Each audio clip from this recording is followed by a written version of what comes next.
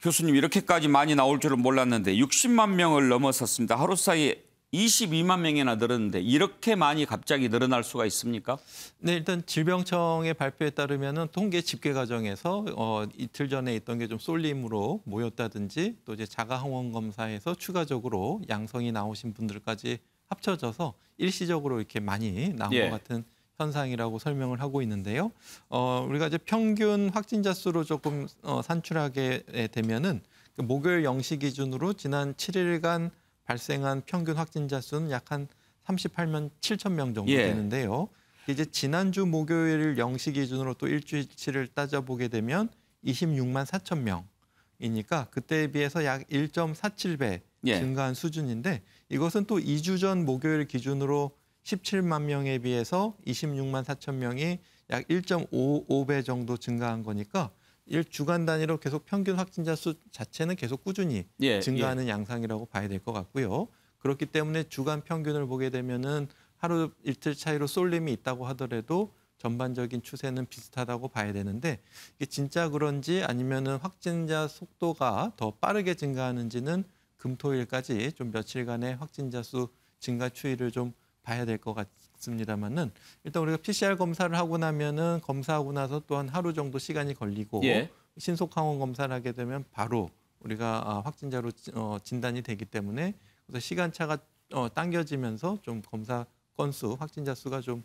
몰리는 그런 현상도 이번에 같이 생긴 것 같습니다. 아까 집계가 틀렸다고 그랬는데 지금 전날 집계 말씀하신 거죠? 네, 왜 그렇습니다. 틀립니까 그런 게? 아마도 이제 우리가 이제 신속 항원 검사를 해서 양성이 나오신 것은 그것을 검사하신 의사가 그 이분은 확진이 됐다고 이제 감염병 신고서를 작성하셔야 되는데 거기서 이제 환자의 주민등록번호라든지 전화번호라든지 이거를 입력해야지만 그것이 이제 입력이 되고 그 과정에서 이제 우리가 병원에서 쓰시는 어떤 의료 컴퓨터 프로그램 같은 게 연동이 잘 안 된다든지 그렇게 되면은 이것이 그날 입력이 안 되고 다음 날이나 다다음 날 입력이 되게 되면은 2, 3일 전에 신속항원 검사에서 양성이 나왔던 분이 오늘 통계로 이렇게 몰려서 잡힌다든지 그런 현상이 좀 있었던 것 같습니다. 그 설명을 들으니까 이해가 가면서도 이해가 안 되는 게 그래도 집계라도 제대로 해야 이거 제대로 방역 관리를 하고 있구나 생각이 들 게 아닙니까? 그저께 저녁에 대체로 뭐 9시쯤에 잠정 집계가 나오지 않습니까? 그때 나온 확진자 수가 한 40만 명 됐어요. 그래서 그러면 대체로 이런 추세로 봤을 때 내일은 최종적으로 한 44만 명 뭐 이렇게 나오겠구나 했는데 그 다음날 오히려 그전 9시 잠정 집계보다 더 적은 숫자가 나왔단 말입니다.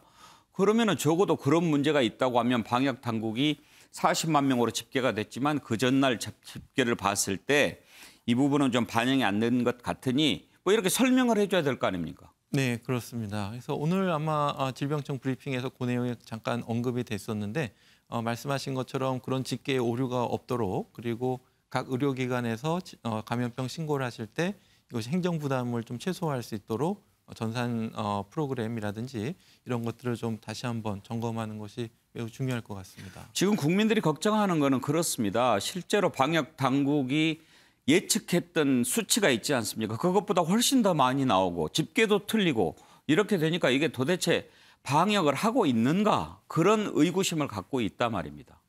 네, 맞습니다. 이제 확진자 추계는 사실 좀 여러 가지 변수가 있기 때문에 추계하기 어려운 부분이 있는데 그래도 우리가 최악의 상황을 가정해서 예를 들어서 뭐 주간 단위로 2배씩 증가한다고 하더라도 우리가 준비는 한 3배씩 증가할 때를 대비해서 그리고 정점이 37만 명이라고 하더라도 우리가 그때는 최대한 뭐 20% 정도 더 감안해서 한 50만 명이 생겨도 감당할 수 있는 의료 체계를 미리 준비하는 것이 매우 중요한데 그 면에서는 조금 좀 미리 좀 예측을 굉장히 좀 보수적으로 했다든지 그러니까 실제 발생을 보게 되면은 계속 예측치보다 더 많은 확진자 수가 계속 나왔기 때문에 우리가 좀 어느 정도 오류가 있다고 하더라도 그 계속 실제 발생보다 낮게 예측이 된다면은 우리가 그건 조금 좀 수정하고 좀 최악의 시나리오로 가정해서 충분한 의료 체계를 준비하는 노력들이 매우 중요했었는데 그런 면에서는 좀 지나온 어떤 대응 과정을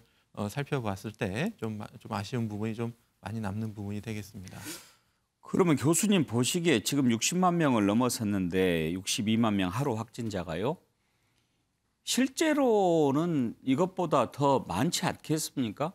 그렇게 생각하시죠? 네, 그렇습니다. 요즘에 보면 그렇게 좀 무증상도 많고 또 자기가 자가검사 했는데 양성이 나왔어도 혹시라도 뭐 생활에 불편이 있고 일하는데 어려움이 있을까 봐 신속 항원 검사를 아예 안 받고 뭐 이 정도는 그냥 지나가지 하는 사람들도 꽤 있는 것 같아요. 맞습니다. 사실 이제 그런 부분을 좀 추정하기 위해서는 우리가 항체 검사를 해서 이분이 이 과거 감염이 있었는지를 우리가 검사하는 것이 필요한데, 그러기 위해서는 우리가 전 국민 5천만 명을 다 검사할 수는 없지만은 대표적인 표본을 추출해서 항체 검사를 해서 이 정도 항체 보유율이 있겠다, 이렇게 우리가 추정해 볼 수가 있는데, 그것을 계속 주기적으로 해왔었는데 지금 갑자기 이제 오미크론 확산세 때문에 많은 분들이 감염되시면서 추가적으로 그런 항체 검사도 하면서 우리가 발견하지 못한 감염자 수가 어느 정도 있는지 추정하는 것이 필요한데, 지금은 너무 확산세 속도가 빨라서 뭐 일주일 사이에 거의 뭐 1,000만 명 가까이 지금 다다를 것으로 예상이 되고 있기 예. 때문에 나중에는 언젠가는 알 수 있겠지만 지금은 좀 상당히 알기는 어려운 부분이 있겠고, 해외의 자료에 따르면 오미크론 감염자의 40%는 증상이 없었다라는 보고가 있기 때문에 예. 지금 증상이 있는 분들보다 거의 2배 가까이 이 감염자가 있을 가능성이 충분히 있을 것 같고요. 또 지금은 조금 의심이 돼서 PCR 검사를 예전엔 누구나 받았지만 검사 체계가 바뀌면서 자가항원 검사에서 양성이 나온 분들만 PCR 검사를 했기 때문에 자가항원 검사에서 양성이 나오려면은 바이러스 양이 상당히 높아야 되는데, 3차 접종을 맞으신 분들은 감염이 생겨도 짧게, 그리고 상대적으로 바이러스 양이 좀 적게 나오기 때문에 자가항원 검사에서 음성이 나올 가능성도 충분히 네, 있겠습니다. 예, 그래서 아마도 우리가 못 찾는 감염자가 더 있을 수가 있는데, 문제는 이제 오미크론이 그만큼 이제 상대적으로 전파 속도는 빠르지만 많은 분들이 3차 접종을 하셨기 때문에 그리고 모든 분들이 아직까지 마스크를 잘 착용하시고 다중이용 시설을 이용하실 때 방역 수칙을 잘 지켜주시기 때문에 우리가 모르는 감염자들이 계속 돌아다니신다고 하더라도 그만큼 감염 전파되는 것을 상대적으로 위험을 좀 줄일 수 있어서 다른 나라들보다 감염자 확산 증가 속도가 조금 더디게, 좀 느리게 증가한 측면이 있는데, 최근 들어서 조금 더 이런 속도가, 확진자 수 자체가 많아지면서 더 빠르게 증가하는, 그러니까 증가 속도는 일정하지만 규모 자체는 굉장히 많이 늘어나는 현상을 경험하고 있는 것 같습니다. 아까 증상 말씀하셨는데 똑같이 3차 접종을 한 확진자라도 어떤 사람은 아주 심하게 앓고 어떤 사람은 뭐 거의 뭐 아주 가벼운 감기 정도로 지나가고 그렇게 개인차가 꽤 심하던데 그건 뭐 때문에 그렇습니까? 네, 역시 뭐 다양한 요인들이 있을 것 같습니다. 특히 이제 2차 접종하고 3차 접종을 하신 경우에는 초반에는 이제 감염 예방 효과가 뛰어나지만 시간이 지나면서 감염 예방 효과는 조금 떨어지고, 하지만 중증으로 진행되는, 그러니까 심하게 앓는 것은 예방해주는 효과가 있는데 3차 접종을 하시고 나서 이제 얼만큼 경과됐느냐, 또 좀 한 가지 원인이 될 수 있을 것 같고요. 또 그분이 가지고 있는 고유의 면역 체계, 그러니까 면역 억제자라든지 고령의 어르신들은 3차 접종까지 해도 충분한 항체가 좀 덜 생기실 수가 있기 때문에 그런 분들이 특히 좀 모여 계시는 경우에는 한 분이 감염되시면 높은 예. 바이러스 양에 노출될 수가 있기 때문에 요양병원, 요양원 같이 모여 사시는 고위험 어르신 분들은 4차 접종을 지금 하고 있고요. 예. 또 면역 억제제를 쓰고 있거나 항암 치료제를 받고 있어서 면역이 떨어져 있으신 분들, 이런 분들도 4차 접종을 통해서 면역력을 더 높이는 그런 예방 접종이 시행되고 있기 때문에 아마도 이제 예방 접종을 하신 것에 어떤 시간이라든지 개인이 가지고 있는 면역력의 차이가 하나가 있을 수가 있겠고, 예. 또 하나는 이제 우리가 3차 접종까지 했는데 돌파 감염이 생기신 분들의 초기 사례를 보게 되면은 코로나 확진자를 진료하셨던 의료진, 특히 이제 기도사건 같은 경우에는 근거리에서 이제 환자의 어떤 호흡기에 노출되기 때문에 상당히 많은 양의 비말이 들어오게 되면은 감염되신 사례들이 있었기 때문에 예. 그만큼 노출되는 바이러스의 양이 많을 때, 그럴 때는 우리가 어느 정도 가지고 있는 항체의 범위를 넘어서는 많은 양의 바이러스가 들어왔을 때 보다 좀 돌파 감염도 높고 또 심하게 병을 앓을 가능성이 있기 때문에 우리가 이제 노출되는 바이러스 양을 좀 최소화하는 노력들, 우리가 하나도 안 걸리긴 좀 어렵다고 하더라도 마스크를 충분히 착용하시게 되면 들어오는 바이러스 양을 줄일 수가 있고 예. 또 밀폐된 환경에서 충분한 실내 환기를 시키시게 되면은 공기 중에 바이러스 농도가 낮아지기 때문에 예. 그만큼 들어오는 바이러스 양도 줄일 수가 있어서 우리가 100% 예방은 못한다고 하더라도 지금 하고 있는 방역 수칙, 특히 사람 간의 거리를 두고 밀집도가 높은 다중이용시설 이용을 좀 줄이시는 노력들이 걸리시더라도 가볍게 앓고 지나가실 수 있는 그런 전략이 될 수 있을 것으로 그러니까 생각됩니다. 바이러스를 많이 이렇게 들어오게 하면 좀 더 많이 아플 수 있고 감염이 되더라도 좀 적게 들어오면 덜 아플 수 있고 이렇다는 말씀이군요. 네, 그렇습니다. 그러면 많이 들어올 수 있는 환경이라고 하는 것은 밀폐된 공간에서 가까이 있고 마스크 안 써서 확 들어오고 이런 경우가 가장 위험하겠군요. 그렇습니다. 그리고 또 장시간 그 시간 거기에 노출되어 있고 예. 또 이제 큰 소리로 대화하게 되면 감염자의 비말이 그만큼 또 많이 나오기 때문에 큰 소리로 가까이서 대화하는 공간, 이런 공간도 좀 위험할 수 있겠습니다. 예, 예. 그러니까 사람의 개인차가 물론 있지만 또 얼마나 바이러스가 많이 들어왔느냐에 따라서 그렇게 증세가 다를 수 있다. 네. 알겠습니다. 이제 궁금한 게 지금도 정점이 아니라는 것 아닙니까? 교수님 보시기에 하루 확진자 얼마까지 나올 수 있을 것 같습니까?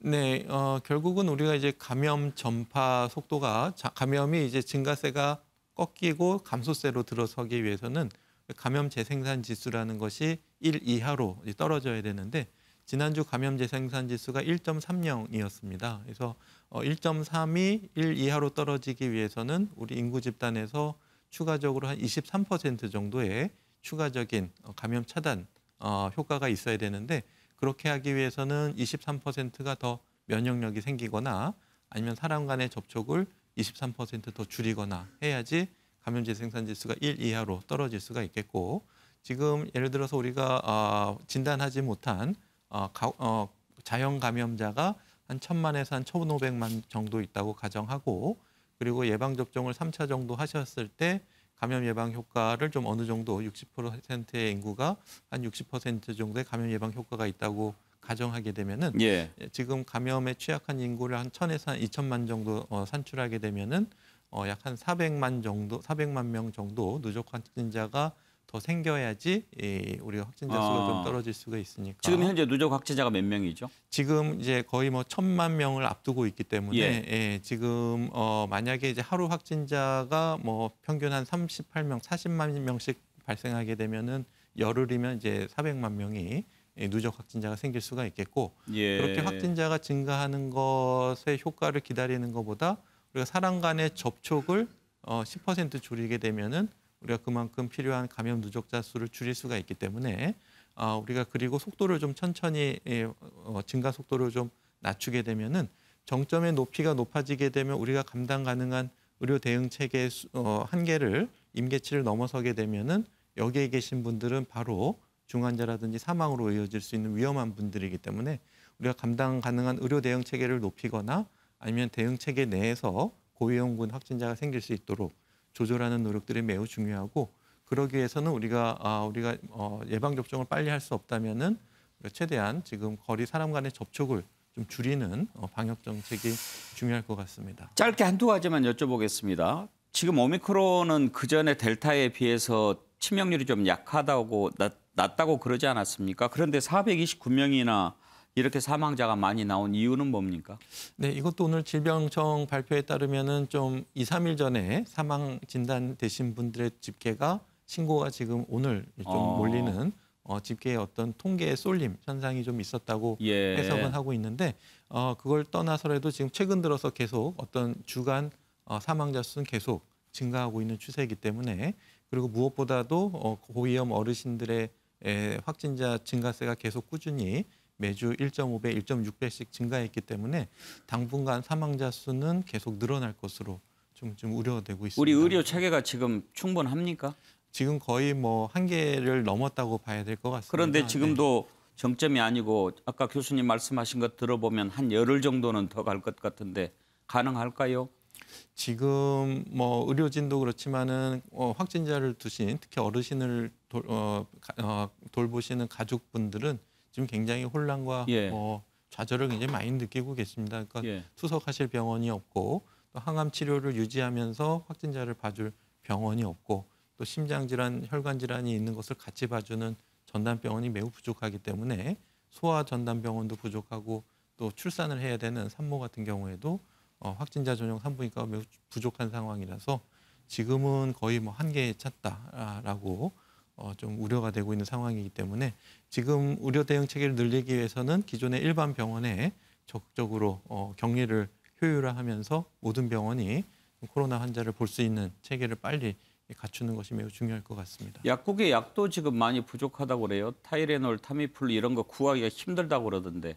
맞습니다. 그 흔한 감기약, 예. 기침, 콧물이 날 때 먹는 약도 지금 다 동일한 상태라서 물론 이제 그 약 자체가 어떤 병을 치료해 주는 것은 아니지만은 그래도 증상을 조금 완화해 주는 효과가 있기 때문에 좀 필요하신 분들이 계신데 그런 약이 지금 굉장히 부족한 품절 상태가 지금 이어지고 있습니다. 그럼 어떻게 해야 됩니까?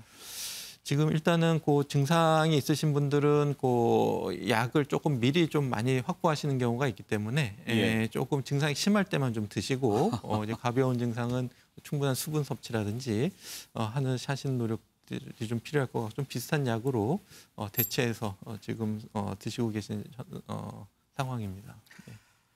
교수님 말씀을 쭉 들어도 안심이 안 되네요. 예, 지금은 좀 뭐라 그럴까요? 그 확진자 자체 증가보다 어떤 고위험군의 어떤 병상 부족도 굉장히 심하고 예. 또 지금 의료 대응 체계도 굉장히 좀 매우 이제 부족하고 의료진 또 감염이 되면서 돌볼 수 있는 의료진이 부족하고 남아 있는 의료진이 또 과로를 하고 있는 상황이기 때문에 예. 많이 힘든 상황이라고 할 수 있겠습니다. 알겠습니다. 좀 걱정이 되는데 워낙 점잖게 말씀하셔서 저 혼자 걱정하고 있는 것 같은 생각이 들었어요. 아닙니다. 아무튼 좀 더 상황이 좀 나아졌으면 하는데 앞으로 궁금한 거 있으면 또 모시겠습니다. 네, 감사합니다. 네, 감사합니다. 서울 백병원 가정의학과 김경호 교수와 코로나 상황 살펴봤습니다. 이슈로 넘어가죠.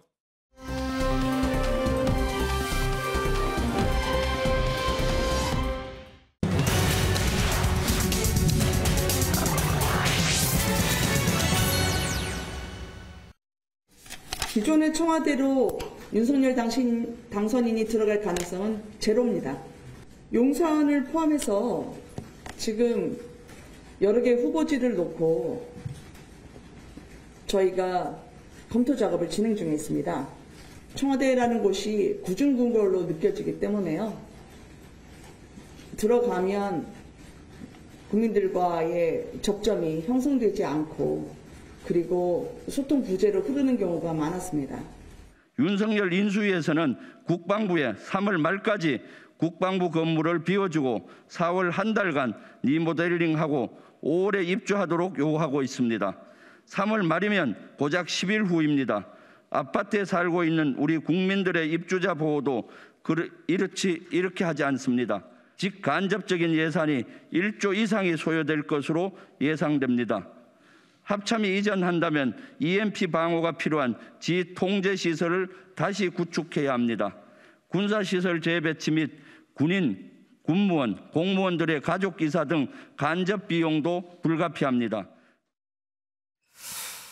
예, 새로운 대통령 집무실은 과연 어디로 가게 될까요? 청와대는 일단 확실히 배제된 것 같고 용산 국방부 청사가 지금 유력하게 검토되고 있는데 조금 전인 오후 5시부터 윤석열 대통령 당선인과 안철수 인수위원장 등이 모여서 회의를 하고 아마 잠시 후에 입장을 내놓을 것 같습니다. 지금 용산 국방부 청사가 유력하게 검토가 되고 있는데 박정하 대변인, 네. 거의 그쪽으로 지금 가는 것 같습니다. 보도 상황만 좀 확인이 돼 있고요. 말씀 주신 것처럼 사실 5시에 이제 당선인이 보고를 받는다니까 그 내용 봐야 될 것 같습니다. 우선은 뭐 제가 선대본부에 있었지만 이럴 때 굉장히 조심해야 되는 게 모르는데 아는 척하는 그래서 말을 좀 조심하기로 했습니다. 일단 지금 현재까지 검토된 안으로는 국방부 청사로 가는 게 유력하게 검토되고 있는 걸로 알고 있습니다. 그리고 방금 전에 또 한 기사가 나왔는데 대통령 관저는 용산에 신축하는 것을 유력하게 검토하고 있다라는 기사가 떴더라고요. 그걸 보면 이제 국방부로 거의 청와대 대통령 집무실을 옮기는 것 같다 이렇게 보이는데 윤기찬 부위원장 지금 이제 그쪽으로 가는 거를 놓고 여러 가지 논란이 많이 있지 않습니까? 좀 더 시간을 두고 논의를 해야 될 사항은 아닌가 그런 얘기들이 나오는데 어떻게 생각하십니까?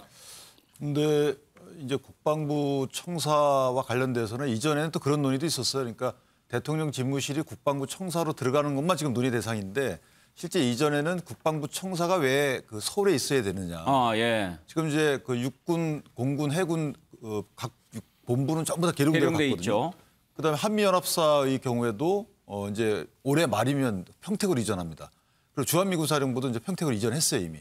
이런 상황에서 국방부가 왜 여기 있어야 되는지 특히나 국방부는 분정을 주의하는 데예요. 이렇게 어떤 작전을 측면 지원하는 거기 때문에 이 국방부가 있는 것이 오히려 좀 이상하다라는 의견들이 많이 있어 왔고 예. 전략적 또 작전상 보면 국방부가 굳이 여기 있어야 될 필요가 없다. 오로지 하나 있어야 될 필요가 있는 것은 국방부 장관이 NSC에 참석하는 예. 거. 그렇다면 국방부 이전에 대한 당위성부터 설명을 했어야 되는 것 같아요. 제가 볼 때는. 이거 이제 거꾸로 됐기 때문에 마치 이제 어찌 보면 국방부를 쫓아내는 것처럼 예. 보이지만 또 하나는 만약에 이제 그 대통령 집무실이 저로 간다 그러면 국방부는 이전하는 게 맞습니다. 거기서 다른 건물로 갈 것이 아니고 합참의 이전지를 물색하고 국방부는 계룡대로 가는 게 맞고 이런 좀 체계적인 논의를 해야 될 것 같다라는 게 제 생각입니다. 그 말씀을 듣고 보니까 고개가 끄덕거려집니다. 이제 지금 문제는 마치 대통령 집무실을 국방부로 옮기면 연쇄적으로 국방부는 지금 어디로 가고 그러면 그 부처는 어디로 가고 이렇게 큰 일이 벌어지는 것 아니냐. 그러려면 뭐 마스터 플랜이 있어야 되는 거 아니냐. 지금 이제 그런 얘기가 나오는 거죠. 그렇죠. 그러니까 원래는 이걸 아마 논의할 때는 분명히 이 국방부 청사를 이전하는 것이 전략적 또는 작전상 이것이 원래 논의되는 것 중에 하나였다라는 게 지금 아마 뭐 기밀 보호상 이런 게 얘기가 안 되고 있지 이게 예전부터 보면 필요성은 제기돼 왔던 것이거든요. 예. 그러니까 이면에는 그런 논의도 좀 숨어 있지 않을까라는 제 개인적인 생각을 해봤습니다. 이제 윤석열 대통령 당선인이 대통령 집무실을 청와대에서 다른 곳으로 옮기려고 하는 가장 큰 이유는 국민과 더욱 소통할 수 있고 그리고 또 참모들과 활발하게 대화할 수 있도록 하기 위해서라고입니다. 기존의 청와대는 그런 것을 하기에 조금 부족한 공간이었다. 이런 지적인데 이걸 놓고도 지금 반론이 계속 나오고 있습니다. 김은혜 당선인 대변인과 청와대 국민소통수석관의 의견을 한번 들어보시죠. 소통에서 대통령의 집무실까지 올라가는데 상당한 시간이 소요됩니다. 저희가 1분 1초를 허투루 버리지 않겠다고 한 만큼 대통령과 비서진 그리고 국민이 특별한 거리를 두지 않고 실시간으로 신속하게 민생을 해결하는 것 또한 중요하다고 생각을 합니다. 이명박 박근혜 대통령 때는 거기서 하셨던 것 같은데요. 노무현 대통령과 문재인 대통령은 바로 그러한 비서실과 집무실이 거리를 없애기 위해서 이 비서동으로 내려와 계시거든요. 그래서 대통령께서 찾으시면 뭐 1분 안에 대통령을 뵐 수 있는데 김종욱 교수는 대통령 집무실 용산 국방부 청사라고 하는 거 어떻게 생각하십니까? 저는 이 부분 같은 경우는 제가 볼 때 상당한 시간이 필요할 거라고 저는 판단을 해요. 말한 것처럼 광화문 시대를 열겠다고 얘기했던 가장 핵심적인 이유 중에 하나는 뭐냐면 대통령과 참모 간의 거리 문제 아니었겠습니까? 그리고 이제 국민과의 거리의 문제인데 일단 제가 볼 때는 확인한 거에 의하면 지금도 대통령이 뭐 1분이면 만날 수 있다고 얘기하는 거니까 대통령과 참모 간의 거리가 멀다라고 하는 것은 사실이 아닌 것 같다. 그러니까 김은혜 당선인 대변인 얘기가 제가 사실 확인이 안 되는 측면이 분명히 있는 거고요. 두 번째가 이제 국민과의 가까워지겠다고 얘기했었는데 광화문에 가지 않으니까 그것도 약속을 못 지키는 측면이 분명히 있는 거죠. 일단 세 번째로 얘기하는 용산 국방부. 아까 말씀하신 게 왜 국방부가 서울에 있냐 이렇게 말씀하시는데요. 대부분 수도 서울 같은 경우, 그러니까 모든 국가들의 수도 같은 경우는 적방 국가들과 상당히 가까이 배치하는 게 맞는 것이고요.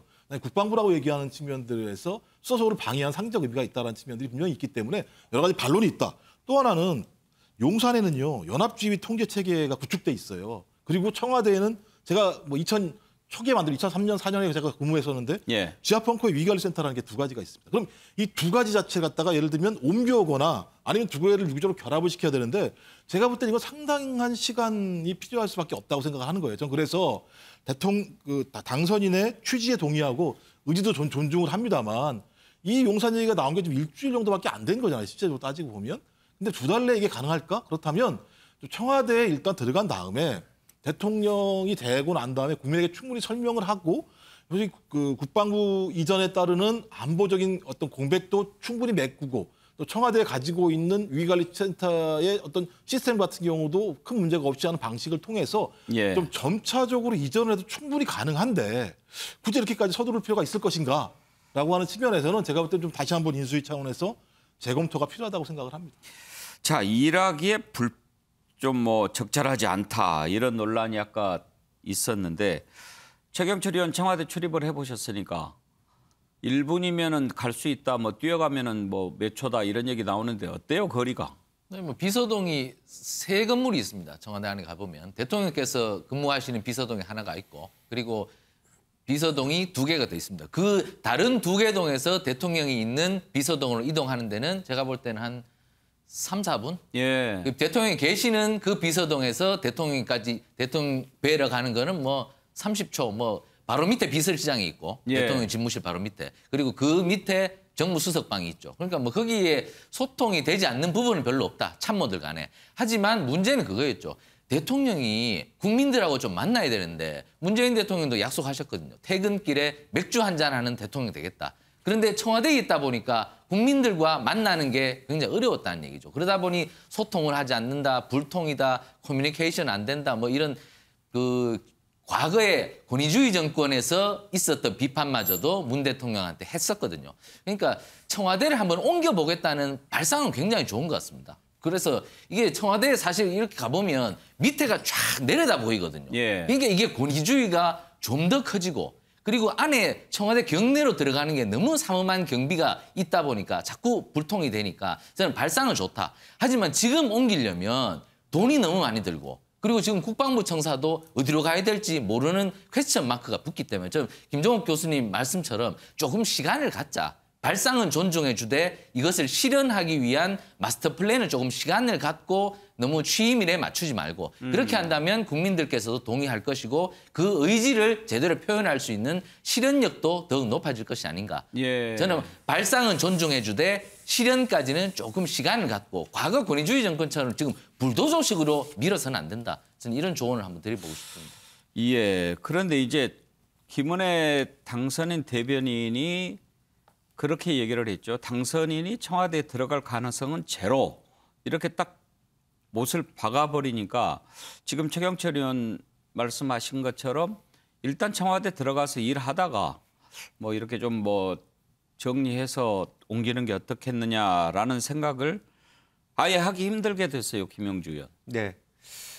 그러니까 사실은 우선 이제 그 마음의 뜻은 이해를 할 수 있습니다. 청와대에 들어가기 시작하면 경호실의 논리에 거절하지 못한다. 그러면 결국 못 나온다. 이제 이런 것 때문에 안 들어가겠다, 버티겠다. 이제 그런 말씀인데 마치 그런데 지금 이제 방금 뉴스처럼 용산에 그 새로 또 사저도 용산에 둔다. 예. 그러면 퇴근길이라는 게 존재할 수 있나? 그런 겁니다. 그러니까 청와대에서 똑같은 청와대 구조를 용산에 옮긴 것 같은 느낌을 들게 해요. 원래 저 당선인께서 얘기했던 광화문 시대라는 건 뭡니까? 출퇴근이 있고 더 시민과 가깝고 야당하고도 편안하게 말하면 구중궁궐 같은 구조가 아닌 데서 나는 일할 것이다.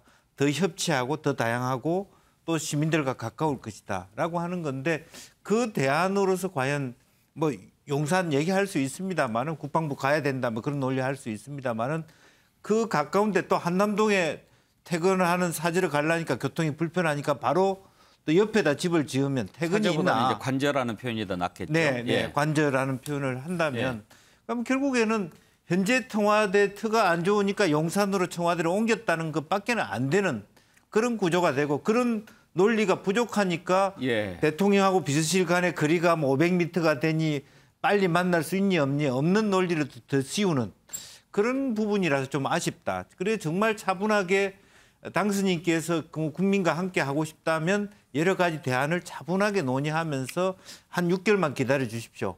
어쨌든 저는 뭐 밖으로 나가는 걸 이행하겠습니다. 예. 오히려 그런 논리가 국민들도 마음을 좀 편안하게 이 논의를 지켜볼 수 있는 것이 아닐까 그렇게 생각이 듭니다. 네. 자, 4분 의견을 5분 의견을 들어봤는데요. 일단 오늘 결과가 어떻게 나올지 궁금합니다. 여야도 이 문제를 놓고 지금 공방을 벌이고 있는데요. 민주당의 전재수 의원 같은 경우에는 뭐 공부 안 된다고 도서관에서 독서실 옮기면 공부 잘 되냐 이렇게 비아냥거리는데 한번 들어보시죠. 비유를 제가 들자면 도서관에서 공부 안 된다고 독서실로 옮기겠다는 경우입니다. 중요한 거는 공부를 하는데 도서관이나 독서실이 중요한 것이 아니고 공부를 하겠다는 의지, 공부하는 방식의 문제가 핵심이라는 거죠. 이거를 청와대 조직 개편이라든지 청와대 기능을 보완을 해가지고 소통의 문제라든지 일하는 방식의 문제를 고쳐야지 장소를 옮긴다고 이게 일하는 방식과 소통의 문제가 해결되냐. 청와대라는 특징이 워낙에 권력이 집중되어 있고 또 근무 환경이라든가 청와대 자체의 분위기가 이 그 권력을 잡으면 천년만년 그냥 이 자리에 있을 것 같은 분위기가 돼요. 너무 구중궁궐이다? 구중궁궐을 넘어서서 그 근무 환경이나 모든 것이 그렇게 되어 있고 이게 청와대를 처음 만들 때 경복궁 후원에 있는 그 건물의 특성상 조선시대 궁궐과 같은 또 모습과 그 구조로 만들어 가다가 보니까 이게 왕조시대처럼 그렇게 굴러가게 되어 있어요. 박정하 대변인께 한번 물어보죠. 지금 전재수 의원도 청와대에서 근무를 했고 김재원 최고도 청와대 수석을 했으니까 이제 청와대를 잘 아실 것 아닙니까? 그런데 이제 김재원 최고는 뭐 이렇게 여러 가지 보니까 옮기는 게 맞다 이런 입장이고 전재수 의원은 뭐 일을 잘하면 되지 뭐 그렇게 장소 탓하냐. 청와대 대변인 지내셨는데 누구 말이 더 맞는 것 같습니까? 전재수 의원님 평소에 점잖게 말씀하시는 분인데 저 비유를 드신 거 보고 제가 좀 깜짝 놀라긴 했습니다만 제가 볼 때는 그 다 앞서 말씀 주신 분들 맞다고 봐요. 그러니까 최경철 의원 말씀 주신 것처럼 저 취지가 뭔지에 대해서 그리고 결국엔 그 취지에 대해서 동의하는 분들이 더 많기 때문에 윤석열 당선인을 배출을 했잖아요. 그렇다면 지금 3월 9일 대선 이후에 오늘 17일인데 뭐 채 일주일 정도밖에 지나지 않았어요. 왜 이렇게 급한가라는 생각이 우선 듭니다. 윤석열 당선인 이후에 또 5년 후엔 또 다른 대통령이 나올 거고 그때 가면 그 대통령은 어떻게 생각할지에 대한 그리고 국민들은 그때 가서 어떻게 생각할지에 대한 것도 저는 통일동 비서실에서 좀 생각해 줬으면 하는 아쉬움이 물론 내부적으로 있어요. 그렇지만 청와대가 소통이 안 되고 그다음에 뭐 이게 너무 올해까지 갑니다만 조선시대부터 해서 한 1000년 동안 있었던 그 지점을 벗어나서 무언가 국민 속으로 가겠다고 할 때는 저는 여당도 조금 도와줘야 되고 박수를 쳐줘야 되고 지금의 기왕에 있는 청와대는 더더욱이나 저는 뭐 전재수 의원은 아닙니다만 뭐 탁현민 비서관이나 박수현 수석님처럼 이렇게 비아냥거리는 말보다는 뭔가 조언을 좀 해주려고 하고 뭔가 도와주려는 모습을 보이는 게 낫지 않을까라는 생각이에요. 오죽하면 청와대 근무를 5년 이상 했던 문재인 대통령께서도 처음에는 그 말씀 하셨었잖아요. 그 여건이 안 되니까 돌아가니까. 우리가 검토해보니까 뭐에 문제가 있는지에 대해서 서로 간에 조언을 해주고 도와주는 게 맞지. 저는 마치 저렇게 무언가 감정이 있는 것처럼 얘기하는 거는 좋지 않다라는 생각이 있습니다. 윤기찬 부위원이 아까 이제 국방부 얘기를 할 때 좀 이해가 잘 됐는데 조금 시간을 더 갖고 옮기는 것을 검토해보면 어떨까 이런 생각하는 분도 적지 않은 것 같습니다. 거기에 대해서는 어떻게 생각하시나요? 저도 그렇게 생각해요. 이것이 이제 물론 현재 윤 당선인 측에서 추진하는 그 배경에는 그러니까 청와대를 나와야 된다는 것은 이제 문재인 대통령께서도 언급을 하셨던 부분이라서 나와서 국민과의 소통 내지 업무의 효율성을 제고해야 된다 이런 측면에서 이제 공감대가 있는 것 같아요. 그러나 이것을 어느 곳으로 이전을 하고 그 이전 대상지에 또 있던 기관은 어디로 갈지 이런 것들에 대한 청사진이 좀 있어야 되겠다. 그래서 이 부분은 인수위 측에서 이렇게 결정을 할 것이 아니고 민간 관련 뭐 이런 소위 말하면 용역도 좀 해보고 저는 조금 시간을 두고 진행하는 것도 나쁘지 않겠다라는 생각이 들어요. 지금 민주당 측에서 일부 이제 말씀하신 것처럼 감정적인 언어가 있긴 하지만 또 문제 제기하는 부분들이 일리가 있는 부분들도 있거든요. 그런 부분들은 분명히 왜 문제 제기를 하는지에 대한 근거를 좀 받아보고 그렇게 서로 간에 협조를 해서 결정을 할 필요도 있지 않겠나라는 생각을 합니다. 예. 오늘 이제 윤석열 당선인이 회의를 한다고 하니까 그 결과가 나오면 이 문제를 다시 한번 논의해 보도록 하겠습니다. 다음으로 넘어가죠.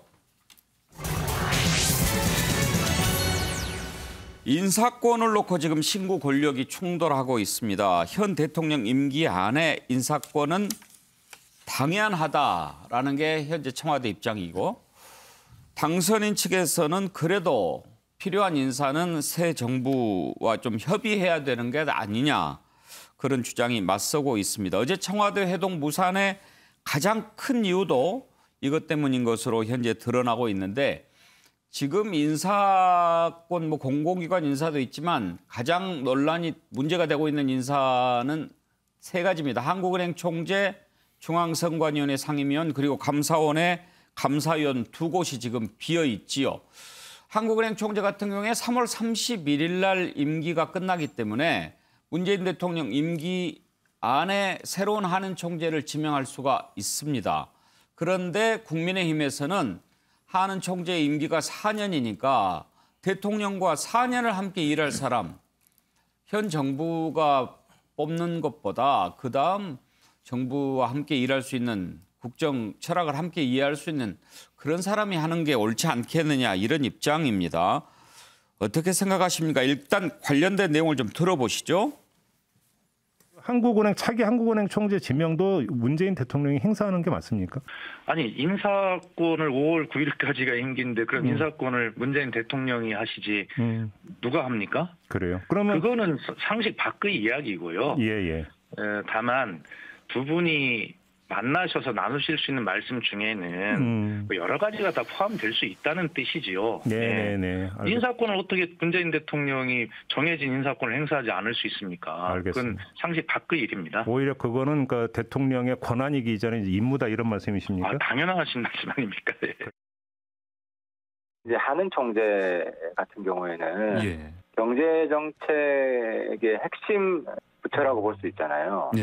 청와대에서 현재 정부의 정책과 기조가 맞는 한 총재를 임명을 해놓으면 실제로 일을 하는 거는 윤석열 정부랑 4년 동안 같이 일을 하지 않습니까? 그러면 굉장히 불협화음이 생길 수가 있죠. 실제 윤석열 정부에서 일을 하게 되는 사람들은 특히 이제 정책 방향에서 영향을 끼칠 수 있는 그런 공공기관들은 내용적으로 좀 협조를 해줘야 된다고 보거든요. 그 부분에서는 청와대에 좀 통 큰 양보가 좀 아쉽긴 합니다. 예, 양쪽 얘기를 들어봤는데요. 박정하 대변인부터 먼저 의견을 좀 들어보죠. 그전에도 사실 좀 이런 논란이 있었습니다. 정권 바뀔 때마다. 이번에 이런 이제 큰 자리가 또 몇 개 걸려 있는데 어떻게 해야 한다고 생각하십니까? 저는 지금 현재 전 정권을 정리하시는 문재인 대통령과 현재 청와대가 좀 협조해줘야 되는 문제라고 생각을 합니다. 그러니까 그동안 지금 남은 한 2개월 정도에 그동안 미처 처리하시지 못했던 부분들 그리고 우리 사회에 뭐가 나서 갈등이 있는 부분들 그다음에 새 정부가 들어왔을 때 일하는데 뭔가 불편한 부분들 저는 그런 것들 좀 정리해 주시고 새로 오는 정부가 새롭게 시작할 수 있도록 도와주시는 게 오히려 좀 맞다고 보죠. 그러니까 법적으로 우리 박선수 형님 말씀하시는 것처럼 5월 9일까지 문재인 대통령 임기가 맞아요. 그렇지만 우리가 채택하고 있는 대통령제라는 게 2개월 앞서서 신임 대통령을 뽑잖아요. 그리고 5년 동안 국정을 맡기게 되어 있으니까 새로운 대통령, 새로운 정부가 일할 수 있도록 기왕에 얼마 남지 않은 새로운 인사가 있어야 되는 과정이라면 최소한 협의를 해서 임명을 하시거나 아니면 비워두고 새로운 정부가 와서 임명을 할 수 있게 해주는 게 저는 옳지 않나라는 생각입니다. 김영주 의원은요? 저는 이제 참 아쉬운 게요. 그러니까 예를 들어서 이런 문화인 것이죠. 그러니까 실제적으로 보면은 그 권한은 현직 대통령에 있으나 새로운 당선자가 생겼으니까 권한을 행사하지 않는 그런 문화가 필요하다고 봅니다. 그러니까 더 나아가서는 사실은 법적으로 할 수 있어요. 대통령이 새로 뽑았을 때는 그 기간부터 취임할 동안에는 신임 인사를 하지 않는다든지 미국식으로 모든 어떤 공기관의 기관장, 상임이사, 상임감사는 일괄적으로 사퇴를 하고 나온다든지 이런 문화가 있어야 됩니다. 그전에는 그런 문화가 자발적으로 이루어졌다가 그 뒤에는 계속 하는 것이 또 규범인 것처럼 보였는데 지금 혼란스러워졌습니다. 그런데 문제는 이와 같은 대통령의 고유 권한을 행사하지 않도록 분위기를 가져가야 되는데 알박기 인사다. 기분 나쁘죠. 오만하다. 김기현 대표가 그렇게 얘기하니까 사실은 왜 오만합니까? 우리 권한대로 하면 하는 게 당연한 거예요. 그렇지만 앞으로 미래를 위해서 다 정권이 왔다 갔다 하니까 우리 때도 그랬고 지난번 인사도 안 돼서 김연경 환경부 장관의 문제가 뭐 화이트리스트니 뭐 블랙리스트 나온 거 아닙니까? 언제까지 이런 악순환을 갈 거냐에 대한 좀 넓은 의미에서 고유한 문화, 모든 권한이 있다고 다 행사해야 되는 건 아니지 않습니까? 그래서 최소한 새로 당선자 팀에서 우리 정부를 최대한 존중해 주면서 당연한 권한입니다. 그러나 이런 문화를 가져갑시다 하는 그런 오는 말이 고와야 되는데 딱 프레임상으로 알박기. 왜 알박기입니까? 당연한 권리죠. 이렇게 반발할 수 있는 권한을 그것은 저는 문제라고 봅니다. 그렇습니다. 사람이 하는 일인데 감정을 좀 상하지 않으면서 그렇게 하는 게 좋지 않겠냐 하는 건데 여야가 이렇게 주고받는 말을 보면 약간 그런 감정들이 묻어 있습니다. 여야 원내대표 얘기를 한번 들어보시죠. 대통령의 의사가 확인되기 전에는 나와서 그런 요청이 있었다고 이야기하는 이것도 좀 조심해야 될 일인데 들어가기도 전에 결국 여론몰이로 사면을 압박하는 뭐 이런 모양새였고 또 이제 인사와 관련해서도 이를테면 모든 인사를 중지해라. 당선인과 협의해서 인사를 하자. 대단히 무례한 이 요구가 있었고 마치 이 점령군 행세하는 이런 모습 때문에 결국은 이 불발이 된 것 아닌가. 전문성을 무시한 내로남불 인사는 정책 실패로 이어졌고 정권의 무능 때문에 애꿎은 국민들만 피해를 봤습니다. 그런데도 반성하기는커녕 도리어 정권 말까지도 내 사람 챙기길 위한 알박기 인사에만 전념하는 것을 보니 국민에 대해 최소한의 염치조차도 없는 것 같습니다. 국민이 새로운 대통령을 선택한 만큼 이제 산하기관, 공공기관, 유관기관 등의 새 대통령의 새로운 국정 철학을 민생 현장에서 구현할 수 있는 인물이 배치되어야 하는 것은 너무나 당연한 이치입니다. 최경철 의원 이제 하루가 지나면서 쭉 왜 뭐 때문에 회동이 결렬됐을까 따져보니까 이게 제일 큰 문제였던 것 같아요. 근데 지금 이렇게 들어보면 그런 문제들을 미리 얘기하지 않고 좀 만나서 허심탄회하게 얘기하면서 그래도 새 정부가 좀 일하려고 하니까 인사 같은 것은 좀 자제를 해 주시면 좋지 않겠습니까? 이런 분위기를 청와대는 좀 기대했던 것 같은데 그냥 회동하기 전에 막 이렇게 몰아붙이는 모양새를 비치니까 뭔가 좀 삐쳤다고 할까요? 약간 목리를 부린다고 할까요? 그런 느낌이 들기는 합니다. 그렇습니다. 문 대통령께서도 노무현 정부 때 오랫동안 청와대에 근무하셨고 그리고 국정을 또 5년 동안 이끄셨기 때문에 뜨는 해와 지는 해를 구분할 줄 압니다. 그렇기 때문에 뜨는 해에게 지는 해가 자리를 양보하고 카드를 줘야 된다는 것을 알고 있겠죠. 그런데 지금 점령군처럼 들어온다는 이런 시각이 좀 있는 것 같아요. 그래서 국장님 말씀처럼 바리케이트를 좀 친 것 같습니다. 이번 만남을 일단 한번 불발시켜버린 것은 너무 세게 밀고 들어오면 우리가 다칠 수가 있고 불꽃이 튀길 수 있다. 그러니까 바리케이트를 한번 친 것 같고 뭐 문 대통령께서 국정 경험 많으시니까 결국에는 새 정부에게 다 줘야 된다는 아실 겁니다. 그렇지만 지금 이렇게 밀고 들어왔을 때는 내가 방어막 무조건 친다. 이런 자세를 보여준 것 같으니까 새 정부도 너무 조금 오만한 자세 이런 자세는 좀 버리고 대화와 타협을 통해서 전 정부와 좀 협치를 해서 제대로 더 인사를 내는 정말 이제 새 정부가 보여줄 것은 정책 그리고 사람이지 않습니까? 어차피 새로운 사람을 통해서 국민들에게 새로운 국정을 보여주는 거기 때문에 마땅히 문재인 대통령께서 협조하리라고 봅니다. 하지만 그 강도가 조금 너무 점령군처럼 돌아서는 곤란하다는 것이 문 대통령 입장인 것 같고 어쨌든 이 부분을 좀 아량을 베푸는 것이 바로 승자의 도리인 것 같아서 저는 이런 부분에서는 좀 속도 조절 그리고 강도 조절이 좀 필요할 것 같습니다. 신구 권력 간의 갈등이 왜 없겠습니까? 더군다나 정부 이양도 아니고 정권 교체인데요. 그렇지만 또 순조로운 정권 이양이 통합정부로 가는 첫 단계인 만큼 이런 부분 좀 지혜롭게 잘 풀었으면 좋겠는데 공공기관 인사와 관련해서 신구 권력 박수현 청와대 국민소통수석 그리고 임태희 전 실장 얘기를 한번 들어보시죠. 정부 이양기에 차기 정부를 이끌 당선자님의 의견을 허심탄회하게 대통령께서 들으실 수 있는 자리. 그러니까 배석자도 없이 하자고 말씀하신 거 아닙니까? 인사권은 분명하게 대통령이 가지고 계신 것이지만 그것에 대해서는 왈가왈부해서는 안 된다. 뭐 서로의 참모들 이런 분들이 서로 왈가왈부하는 것은 자리를 편하게 만드는 길이 아니라고 생각을 하기 때문에 청와대도 말을 극도로 아끼고 있는 것입니다. 하여튼 허심탄회하게 조건 없이 편안하게 만나서 대화를 나누실 수 있는 자리를 만들어 드리는 것이 지금은 중요하다고 생각합니다.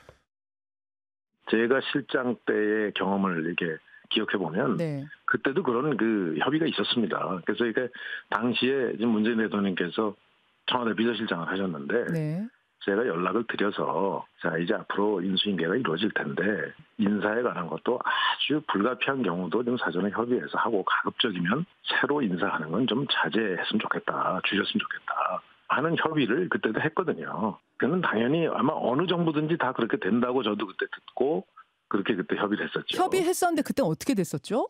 잘 협조가 됐습니다. 근데 그게 공개되지 않은 거죠. 제가 처음 공개하는 거죠. 유기자 위원장, 그 결렬된 이유를 이렇게 좀 들여다보면 청와대에서는 가벼운 차나 마시면서 이런 덕담하는 자리로 생각했는데 당선인 쪽에서는 좀 실속 있는 실무적인 그런 회담 성격의 자리를 기대를 했던 것 같아요. 그럼 어느 정도 약속을 원했던 것 같은 느낌이 들어서 조금 더 정중하게 했으면 어땠을까라는 아쉬움은 남고요.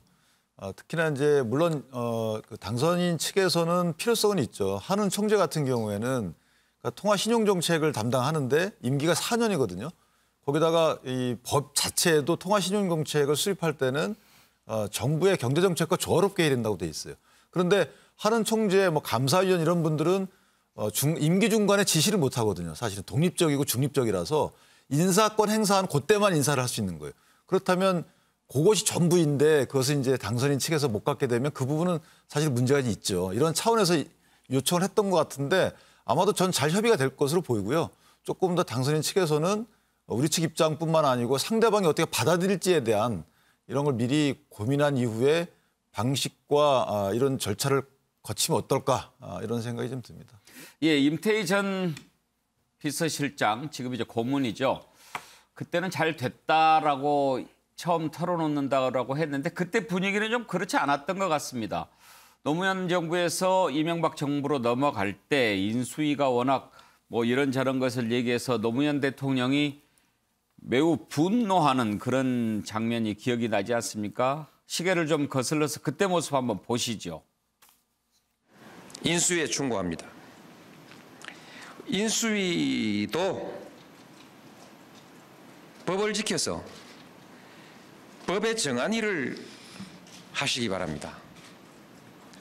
인수위가 부처 공무원들에게 현 정권이 한 정책의 평가를 요구하고 새 정부의 정책을 입안하여 보고하라고 지시 명령하는 바람에 현직 대통령은 이미 식물 대통령이 되어버렸습니다. 인수위가 마치 새 정부인 것처럼 그렇게 권한을 행사하는 것은 그것은 권한 범위를 넘는 일입니다. 그때 일이 기억이 나는데 김종욱 교수 반성문 쓰라는 거냐 이런 얘기였죠. 예, 핵심적으로 제가 볼 때는 노무현 전 대통령의 식물 대통령 발언이 가장 중요한 핵심인 것 같아요. 그러니까 문제의 핵심은 한은 총재 때문에 4시간 전에 대통령과 당선이 회동이 안 된다는 건 말이 안 되는 거거든요. 그러니까 바로 전날 뭘 얘기했냐면 대통령의 고유한 권한인 사면권, 인사권과 관련해서 그것도 인수위 부위원장하고 윤핵관으로 불리는 전성동 의원이 다 문제 제기를 해놨어요. 이 얘기는 뭐냐면 대통령 보고 지금부터는 대통령의 권한을 정지하라는 얘기밖에 안 되는 거 아니냐.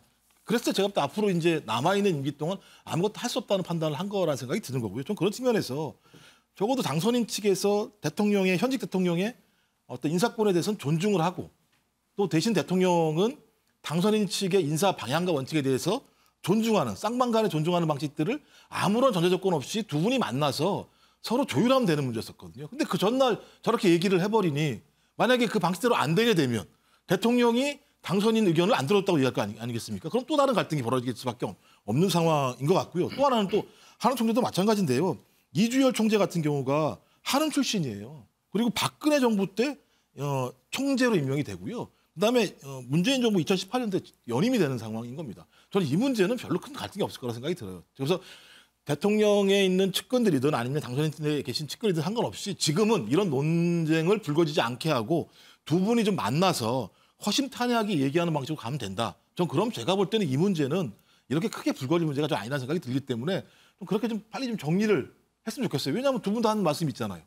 잠깐만요. 지금 말씀 중에 이주열 한은 총재가 큰 문제가 없을 것 같다라고 하는데 지금 이주열 총재는 물러나는 거 아닙니까? 예. 제가 말씀드린 건 뭐냐면 대통령이 자기 측근을 심을 거라고 하는 신뢰가 없다는 거죠.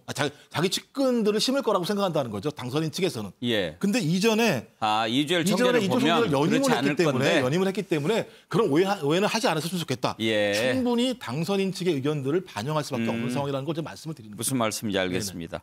네네. 예, 그렇게까지 했는데 그렇게 하겠느냐? 그렇습니다. 예, 그렇죠.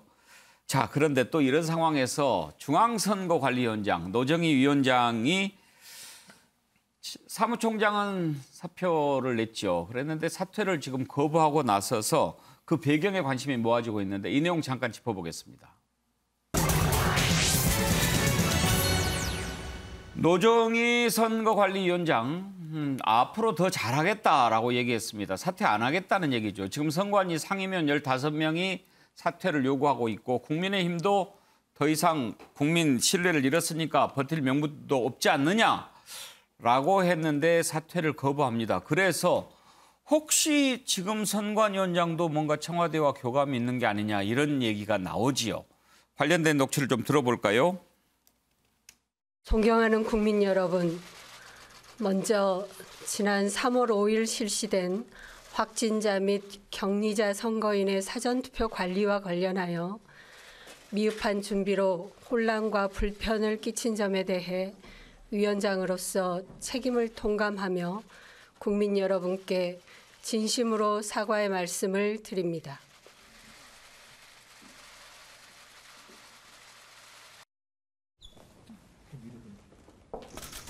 위원장님 버치 관련해서는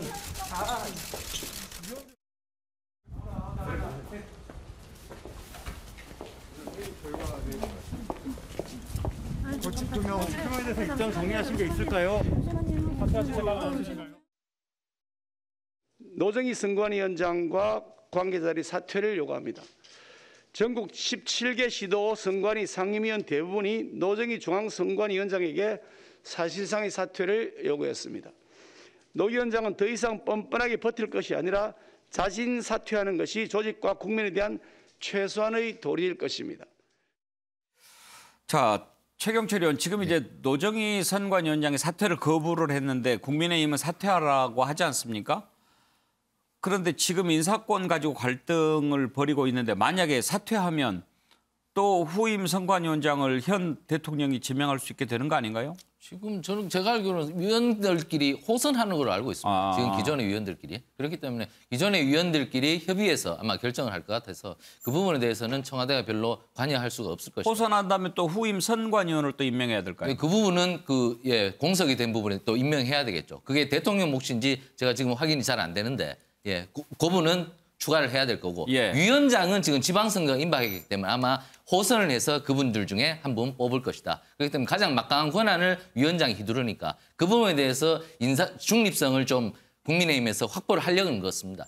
제가 볼 때는 노 위원장은 마땅히 나가야 한다. 지난번 소쿠리 선거 온갖 비난이 쏟아졌지 않습니까? 이게 투표를 비밀 선거로 해야 하고 직접 선거를 해야 되는데 그렇게 소쿠리 선거를 해버리면 내가 뭘 찍었는지 옆에 사람들이 다 보고 이게 비밀 선거도 보장되지 않는 나라가 이게 완전히 후진국으로 백드롭을 하는 겁니다. 그렇기 때문에 노 위원장 이번만큼은 공직의 책임성을 엄중히 갖고 사퇴하는 것이 맞지 않을까. 그래야 앞으로 지방선거가 신뢰감 있게 선거 관리가 됩니다. 저는 이 부분에 대해서 좀 공직의 음중함을 노 위원장께서 좀 알고 계셨으면 합니다.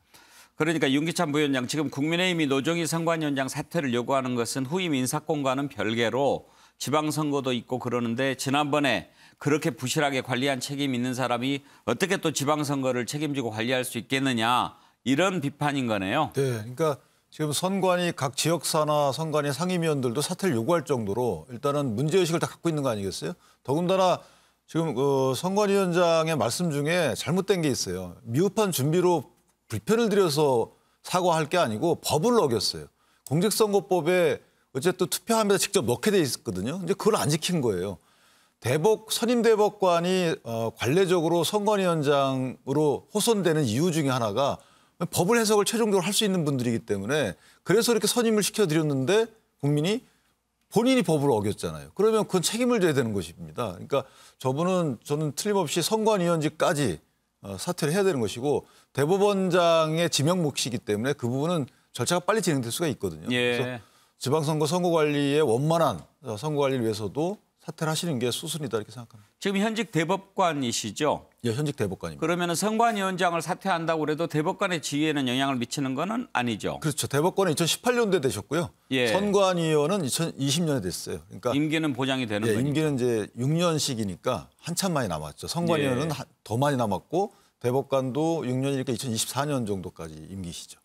김영준 보시기에 어떻게 하는 게 맞는 것 같습니까? 근데 아마 이제 그 산 넘어 3이라고 만약에 노정희 그 선관위원장이 사퇴를 하면 현재의 구조에서는 결국 또 하나의 말하자면 편향된 또 선관위원장이 들어갈 수 있기 때문에, 당연히 국민의힘에서는 보완을 하고 난 다음에 하자, 이런 어떤 전체적인 다 선관위 구성에 대한 논란으로 가져갈 수밖에 없습니다. 그러면 실제로 당장 코앞에 있는 선거사무, 물론 저도 책임져야 된다고 보고 물러나야 된다고 봅니다만은, 과연 그것이 지금 시점상으로서 과연 적절한 부분인가. 지금 이 사퇴를 하기 시작하면 전체 구성을 다 다시 해야 되는, 또 매우 지금 이제 불균형 상태에 있기 때문에 그 부분까지의 어떤 전략이 숨어 있다, 안 있다, 이거 가지고 또 논란이 있지 않을까, 그렇게 생각이 듭니다. 예.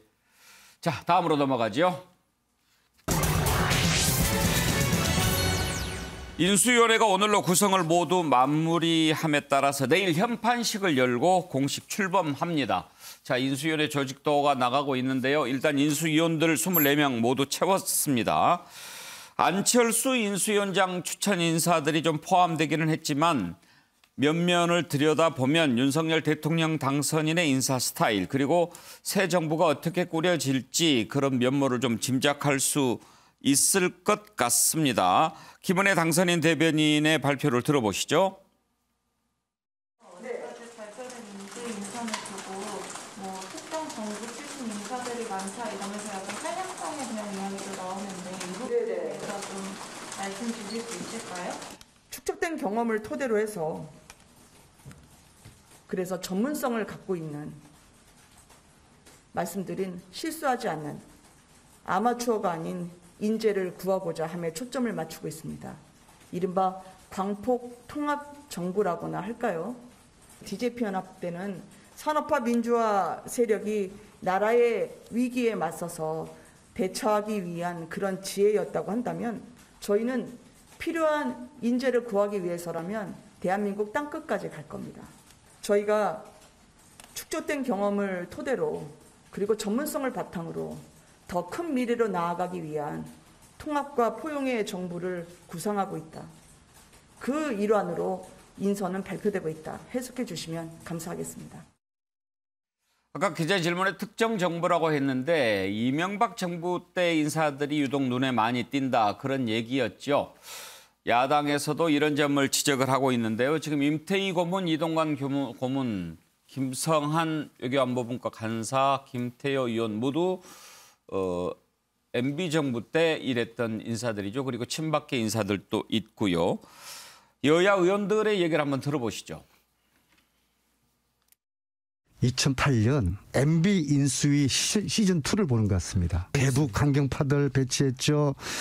뭐 신자유주의 경제파들 전면 배치하죠.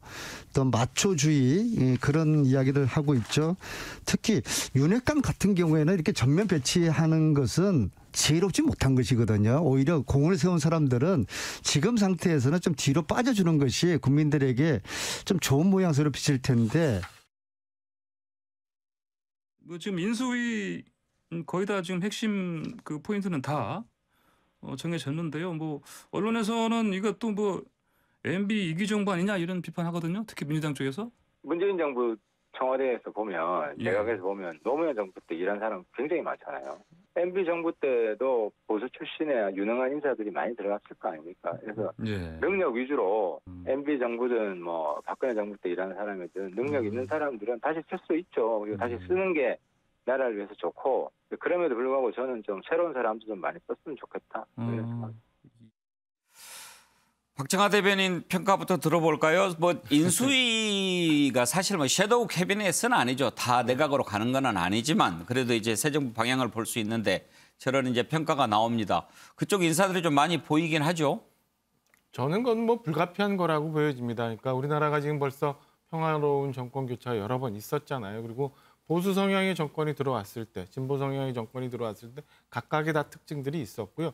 지난 시절을 한번 돌아보면 다 이 정권이 교체가 되는 시절에 그 전 정부에서 같은 계열의 정권에서 일하셨던 분들이 다시 발탁돼서 일하는 경우가 전 많아요. 그래서 지금도 뭐 MB계가 많다, 혹은 뭐 박근혜 대통령 계가 많다라고 하는 거는 좀 지나친 평가 아닌가 싶은 생각이 들고요. 몇몇 분들은 당시에 고위직 관료를 했기 때문에 그 사람이 MB계다 아니면 뭐 보수당 계다라고 얘기하는 거는 좀 지나친 비약이라고 생각하면서 이런 점에 대해서는 저는 뭐 이제 정권 교체가 여러 번 계속 있어 왔으니까 이해를 하고 그 사람들이 어떤 실적으로 국민들한테 어떻게 평가받는지를 지켜보는 게 맞지 않나라는 생각입니다.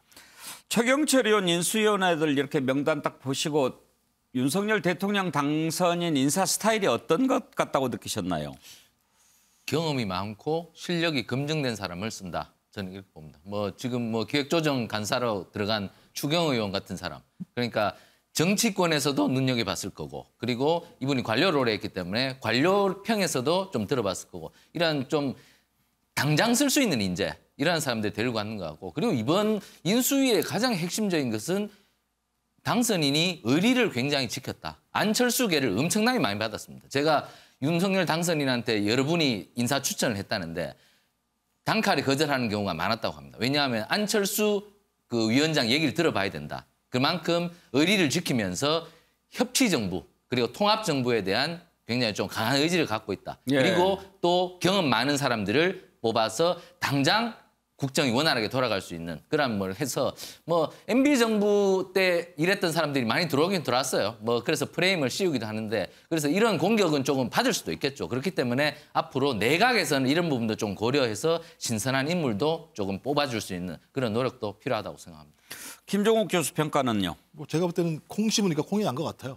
왜냐하면 이제 윤안 공동정부이기 때문에 당연히 안철수 다 대표의 몫을 챙길 수밖에 없는 거고, 그다음에 이제 기존의 같은 경우는 검사 출신이기 때문에 윤석열 당선인이 본인이 뭐 조직이나 세력이 있는 것이 아니기 때문에 당연히 MB계나 박근혜계를 쓸 수밖에 없는 상황이었는데, 아시겠습니다만 박근혜계 같은 경우는 탄핵 문제가 많이 있었기 때문에 실제적으로 쓰기가 좀 예를 들면 마땅하지가 않은 측면이 있었고, MB계 같은 경우는 뭐 계속 5년 동안 충분히 많은 인재들이 일을 했었기 때문에 당연히 MB계들이 지금까지 남아 있으면서 많이 좀 도움을 줬을 거라 생각이 들기 때문에 이분과 관련해서는 뭐 어쩔 수 없이 콩을 씹었으니까 콩이 나온 건데, 이제 문제는 뭐냐면 저는 뭐 여성이나 청년 또 통합이라고 하는 또 다른 이 키워드가 분명히 있었는데, 이런 부분들을 조금만 좀 더 결합을 했다라고 얘기한다면 MB계 중심이 아니냐라고 하는 논란들을 좀 피해갈 수 있지 않을까라는 생각이 들기 때문에 그런 부분들은 약간 좀 아쉽다 정도의 생각은 듭니다. 평가를 해보고 있는데요. 윤기찬 부위원장, 그런데 이번에 이제 그 인수위를 보면서 이런 지적들이 나오더라고요. 여성 청년 비중이 좀 적은 것 같다. 그리고 부동산 분야 전문가가 한 명도 안 보인다. 이런 지적이 나오던데 이건 어떻게 해석을 해야 될까요? 그러니까 여성 청년 부분은 당선인이 직접 얘기를 했었죠. 이 부분은 애써 마치 구색 맞추기용으로 하지 않겠다. 그러니까 실력과 경험 위주로 한다고 했으니까요. 그리고 그 부동산 전문가 부분은 인수위원으로 그런 분들이 없다 하더라도 이제 전문위원이라고 그래서 또 실무위원 이런 분들은 이제 부처에서 파견되는 분들 또는 전문가들이 포함될 수 있기 때문에 그것까지 보고 나서 이제 평을 하는 게 맞을 것 같아요. 그래서 아마 포함될 걸로 보이고 어쨌든 만약에 이제 그 비판의 관점이 민주당 쪽 계열 분들이 들어왔으면 더 좋았을 것 같다라는 비판이었으면 좀 괜찮았을 것 같아요. 그런데 MB 정부 쪽 분들이 많다라는 것은 저는 뭐 어찌 보면 당연할 수 있는 거라서 그런 비판의 대상보다는 좀 그 비판을 위한 비판이 아닌가라는 생각이 들어서 오히려 좀 민주당 분들이 들어와서 통합적 인수위가 꾸려졌으면 어땠을까라는 이런 아쉬움을 표하면 저는 의미가 있다고 봅니다. 민주당 쪽에 와서 이렇게 일을 하자라고 했으면 좀 왔을까요? 근데 이제 다만 인수위는 이제 정책 기준을 설정하는 것이기 때문에 조금 요거하고 달리 국민통합위원회가 생겼거든요. 그래서 아마 그 역할이 어떨지는 저 좀 더 관심이 갑니다. 그렇죠. 인수위의 민주당 정부 인사. 그건 상당히 좀 새로운 발상이긴 한데 김영주 의원 총평 한번 들어볼까요? 글쎄 이제 우선은 좀 아쉬운 것은 전문성 다 이해할 수 있습니다만은 이제 대통령 당선자께서 원하는 것이 민관 협력 체제 장관하고 그런데 민관 협력 체제라고 했을 때 이 인수인들이 그 조금 허브 기능, 허리 기능을 할 수 있었으면 좋겠다. 정말 다채로운 전문 인력, 민간에 있는 분들을 이 정부에 같이 연결할 수 있는 부분이 돼야 되는데 현재 인수위원들이 이미 57.6세 평균 연령이시거든요. 그래서 이미 자기가 만들어진 인맥 속에서 해결하려고 한다면 과연 민간 협력에서 다양한 그런 내용들이 과연 새로운 정부에 들어갈 수 있을까? 이미 오래된 자기 지향들이 강한 거 아니냐? 또 남성 위주 아니냐? 또 특정 대학 위주 아니냐? 이런 부분을 어떻게 극복할 수 있을까가 과제인 것 같습니다. 자, 인수위가 이제 내일 공식적으로 현판식 달고 출범합니다. 새 정부 5년 구상 그려내는 그런 중요한 일을 맡게 됐는데 몇 분의 조언을 한번 좀 들어보겠습니다. 먼저 김정욱 교수, 인수위 성공을 위해서 조언을 해 주신다면 어떤 말씀하시겠습니까? 그러니까 저는 솔직할 필요가 있다고 생각을 합니다. 솔직하자. 그러니까 공약과 현실을 다를 수 있거든요. 분명히 그렇다면 당장 이제 이번 같은 경우도 그 강화문 시대를 열겠다고 했었습니다. 그게 안 된 게 있지 않습니까? 근데 저는 밀어붙이기보다는 솔직하게 얘기하고 이러이러한 간극이 있으니 이 정도 시간, 이 정도 방향에 대해서는 좀 양해를 해주십사라고 얘기할 필요가 분명히 있다. 저는 안 그렇게 되면 계속 자기들의 방침이 옳다라고 주장하게 되는 거예요. 이건 뭐냐면 과거에 국민의힘이 민주당 비판했던 방식과 동일한 방식입니다. 그래서 좀 솔직할 필요가 있다는 거 하나 하고 또 하나는 인사검증은 확실하게 해달라라는 말씀을 드리고 싶어요. 인수위 차원에서 뭐 당연히 그 차기 정부의 내각이나 다양한 사람들에 대한 인사를 추천하거나 검증하는 일이 벌어질 건데 저는 인사가 뭐 많다는 얘기는 제가 볼 때는 계속 사실인 것 같고요. 그런 측면에서 좀 확실한 인사 검증, 그다음에 정확한 사실 확인, 이렇게 좀 이걸 좀 해줬으면 좋겠다 이런 말씀드리고 싶습니다. 최경철 의원의 조언을 들어볼까요? 네, 뭐 김종욱 교수님이 가장 핵심을 찍었습니다. 인사입니다. 인사를 못하면 지방선거까지 국민의힘이 무너집니다. 그렇기 때문에 인사를 어떻게 잘해서 청문회에서 쓰러지지 않느냐. 청문회에서 만약에 쓰러져 버리면 정말 이 국정 처음 시금석이 완전히 무너지고 그리고 지방선거마저 패배해버리기 때문에 앞으로 5년 국정이 굉장히 힘들어진다. 김종욱 교수님 말씀처럼 인사에 대해서 정말 꼼꼼하게 지금 뭐 청와대 옮기는 분야에 대해서 너무 좀 많이 신경을 쓰는데 인사를 가장 중요하게 생각해야 된다. 저는 이렇게 제언합니다. 인수의 그거는 주문이었는데 대통령 당선인한테 하는 주문으로 이해하면 되겠군요. 네, 알겠습니다. 유념하셔야 된다.